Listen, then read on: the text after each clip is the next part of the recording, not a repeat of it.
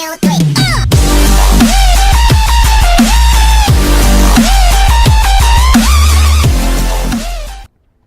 What's going on, guys? This is AndrewChicken and welcome back to another video, and in this one I am going to show you everything you need to do in order to successfully pull off a stealth job in PayDay 2.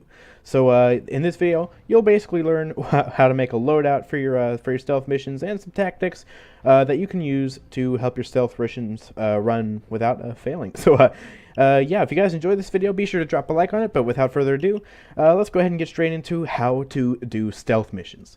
So probably the most important thing when doing a stealth mission is to have the correct inventory loadout. So you go in here, you can see this is my main loadout. I've got my nice AK-5 rifle, Deagle pistol, got the fancy skins for them and everything.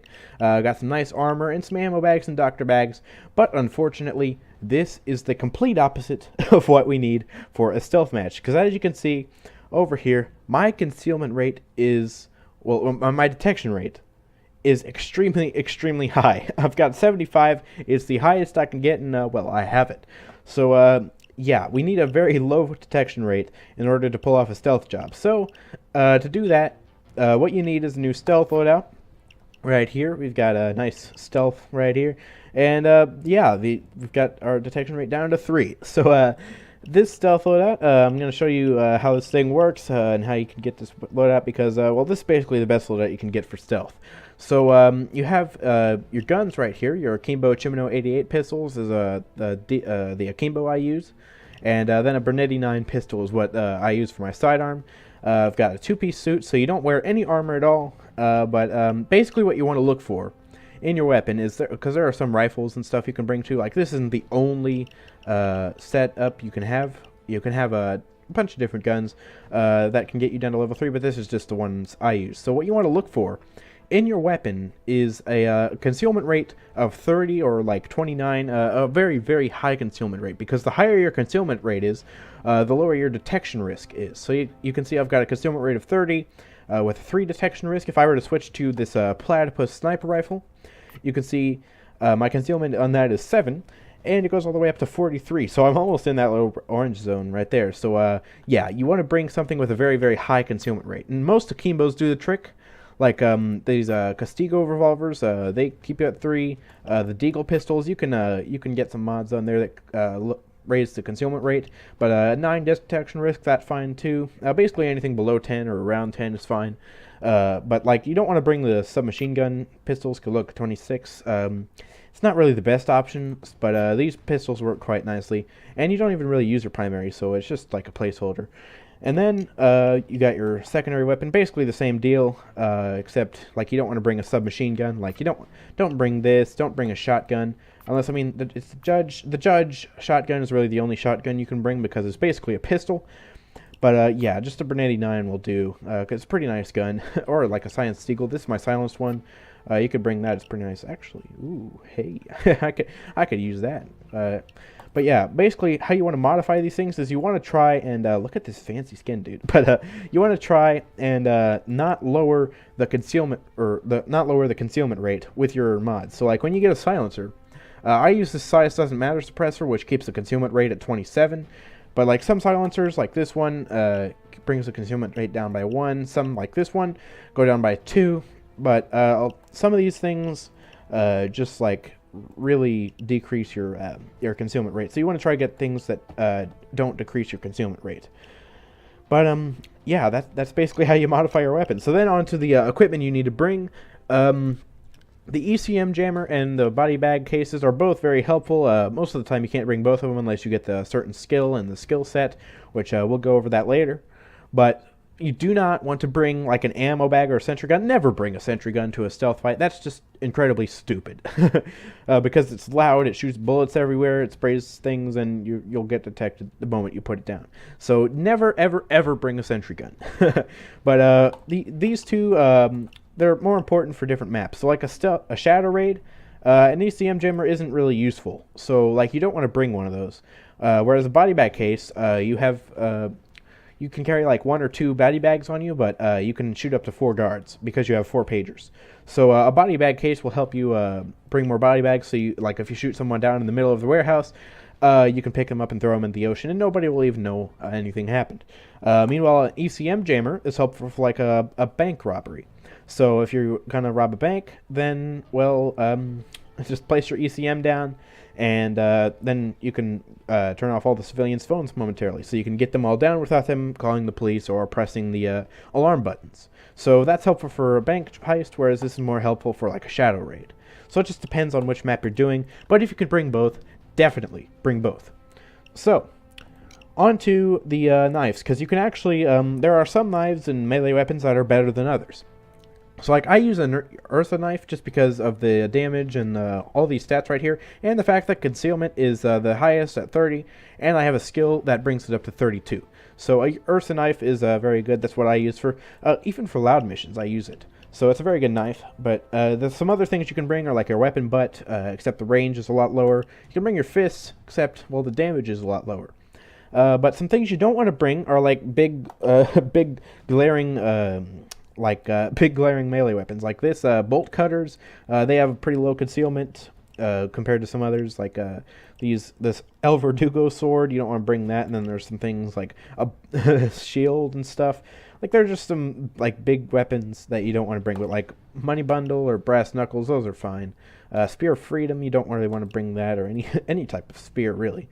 So yeah, Eartha knife is what I'd recommend for a stealth raid, although anything that has a really high concealment rate should do the trick. And then throwables, we don't really need to go over that because you're probably never going to use one, but the ace of spades is silent, so bring that over like a hef grenade or incendiary grenade, since, well, if you accidentally press your grenade button for whatever reason, it won't completely ruin your raid.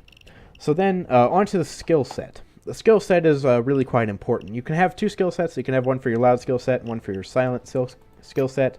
This is the one I use for my silent skill set. So yeah, nothing in Mastermind, although you could get like some of these controller points if you have enough skill points. And then Enforcer, I don't have anything here. Nothing too fancy. Although you could unlock the portable saw. Technician, nothing here. I do have the Jack of all trades unlocked, although it's not necessary. I just get it so I can bring both the body bags and the ECM jammer. And you can also get the drill upgrades here, so you can get a silenced drill. I don't have that yet, but yeah, I'll get it eventually. And then this skill tree right here is the most important. This is very, very important for shadow raids, because basically this entire row, all these are very helpful. Like this helps your silenced weapons be more powerful, well, like this one increases concealment. This one allows you to carry 2 ECMs, and this one allows you to have more body bags, more body bag cases. This one helped you for like unlocking stealthy pre-planning assets. It's just a lot of really helpful things for shadow raids. Like this one helps you pick locks faster. So this is just a very helpful tree. And then I do have a few things in Fugitive, although they're not necessary, they're just kind of helpful, you know. So that's basically how you do your skill tree. And then also perk decks. I mean, it doesn't really matter which one you pick. I've got muscle just because I like that skill set. But yeah, that's how you do that. So now some things you can do in game. Some tactics that you can use to safe house right now, but some tactics you can use to help your shadow raids or stealth raids go better. So we're just gonna do this. Don't want people joining, interrupting this tutorial, so we'll set that to private. Turn drop in off, and yeah, let's just do this on normal so we can showcase how to do shadow raid techniques, because there are some do's and don'ts of shadow raids or stealth raids, or heck, even robbing a bank stealthily, that like you just do some things right, and you just like never do some things in like a shadow raid. Like never ever break a camera. It's just a terrible idea, because like if you see a camera, there's like a 100% chance that a guard will eventually walk over to that camera. So, like, I've been caught in a shadow raid. Actually, let's go over the pre-planning first. I'll talk about this story later. But pre-planning is also very important. So, because, it helps your shadow raid go better. But also, like, surveillance, or not dead drop. Surveillance, this is helpful. Put spy cams down. So that way, yeah, you can, like, see where the guards are. Like, I'm going to put a spy cam right here in the warehouse, because that's typically where I like to rob things. So, like, this spy cam will let me know if there's a guard right there, guards right there. And it's just very helpful. So we can also get some get some loot drop-off points so we don't have to run in front of the main gate to our car. So I like to put them at the waterfront garage simply because I like raiding this way, going on the warehouse. It's just fun like that. That's just my strategy. Whatever strategy you use, then there's pre-planning to fit that. But spy cams, drop-off points, all those things are very helpful. So let's go ahead and get into the match, and yeah, let's go raid this warehouse. Show how to do this stuff. So look at my gun; it's so fancy. I can't get over how cool these skins look. But all right. So let's go back here, and you want to be very careful. Like, you can run across that front gate, but once you get back here, like, you want to be very careful.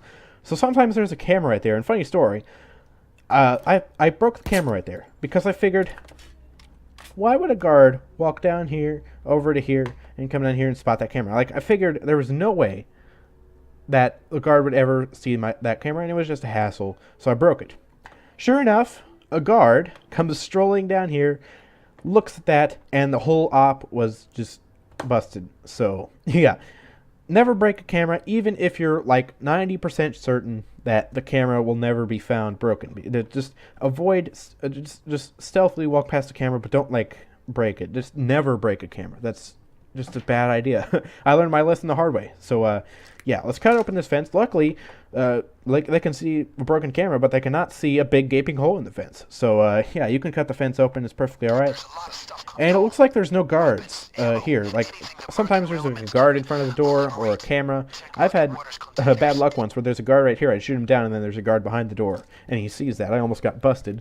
But, yeah, you want to be careful. And, like, if you have to absolutely shoot a guard, well, then that's okay. But remember that you have 4 pagers in a stealth op, so you don't really want to be shooting down guards all over the place. But like if you have a guard right here, there's no way you're going to get past it without it seeing you, so it makes sense just to pick it off from back here, you know. Put out of his misery, a nice quick death, you know. Actually, that's kind of gruesome, but whatever. So, we come in here, and you want to be very careful. I mean, I don't think they can see the laser, but, like, you don't really need it. So you want to be careful. You want to slowly walk up. Like, you want to be very careful. Like, entering a room, you want to be very careful, because, like, guard comes up here.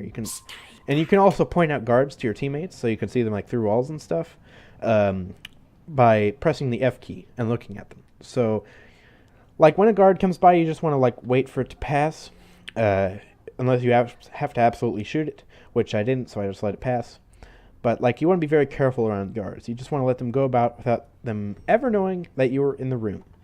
But, yeah, once that is done, you want to be very careful of your surroundings. You want to make sure nobody sneaks up behind you, but then you can just grab the loot. And you do not want to drop it in the warehouse unless you want to drop it in the sewer. But even still, that's only if you went through the sewer. Uh-oh. Crap. And you also want to be careful for that. Alright, well, I'm screwed. I cannot answer these pagers in time. So, yeah, you want to be careful for that doesn't happen. Can I be quick and... Aw, dang it! But yeah, you want to be really, really careful so that doesn't happen to you. Like, that just happened to me. Like, don't let that happen to you. Don't be commentating and just forget to look for guards up and down the stairs. But you want to be very careful of your surroundings like that. And, well, if that happens, you just run a restart. You have to do the pre-planning again, but even still, it's just a few $1,000s, so it's no big deal. But, yeah, you want to be careful so that doesn't happen, because, well, that's just bad. So, let's load this up again. Please, game, hurry up. Loading. Great. All right. So let's do the pre-planning again. Pretty basic stuff. Bag zip line. Back up. It is done. Right there. And I believe we can actually get 2 spy cams if we wanted to. So let's get one in the small and then the top floor as well, because why not? So yeah, let's go do this again.